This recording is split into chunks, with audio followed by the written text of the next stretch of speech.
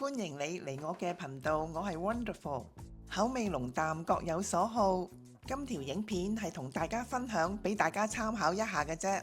如果喜歡我嘅影片，就俾個 like 同埋免費訂閱我嘅頻道啦。我好想食呢一間台式麵線同埋滷肉飯好耐㗎啦。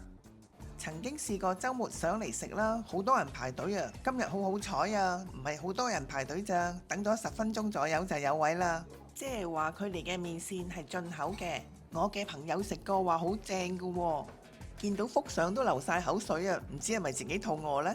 星期一至五呢，上晝11點至到下晝2點半呢，佢哋係有商業午餐㗎喎，睇得唔係好清楚啊，放大少少嚟睇先。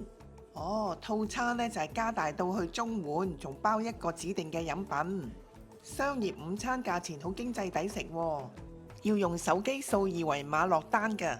細個嘅時候呢，喺街邊嘅小店呢，都見過呢啲有顏色嘅膠筷子啊，我都用過㗎。呢啲燈籠呢係手做㗎，我以為我自己去咗九份啊，不過九份嘅燈籠係紅色嘅。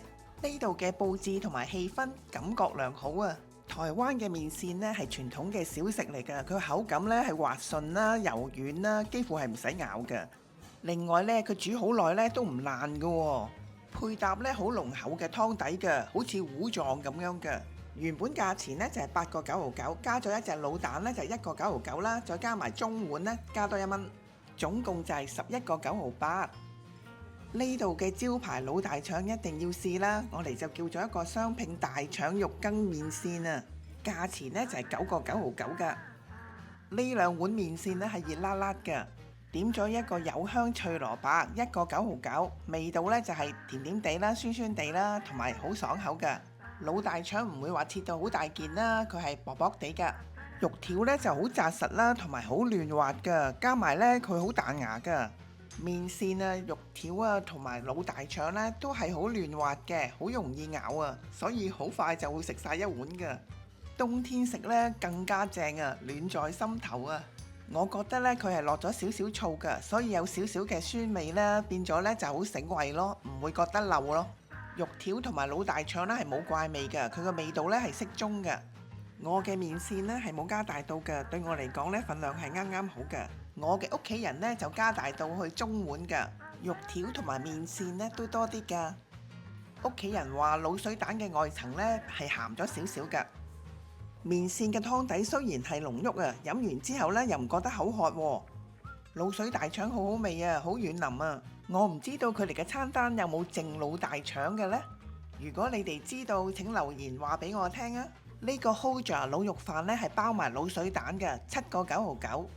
哇！用5小時慢火煮，肯定入口即溶啦。通常煮咗咁耐嘅肉呢，係唔會覺得佢漏嘅。飯呢亦唔會話過腍，有少少煙韌度嘅。飯嘅份量呢真係好充足㗎，好大碗啊！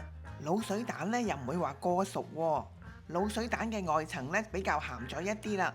值得一讚呢就係個滷水汁啊，唔會太多，唔會太少，適中。因為份量太大啦，我只係食咗一半，剩餘嘅就拎返屋企再食，唔想浪費食物啦。呢個熱嘅豆腐花呢係有大紅豆啦，同埋芋圓同埋地瓜圓㗎，係7個9毫9。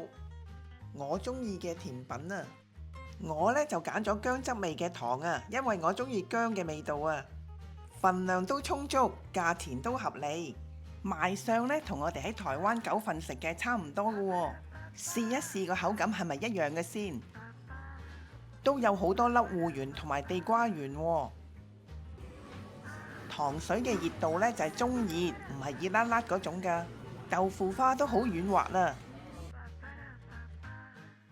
糖水呢夠薑味，同埋佢唔係話好甜㗎。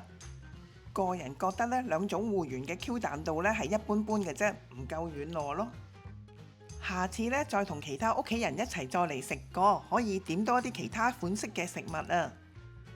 整體我哋都滿意㗎，同埋啲食物都好味啊。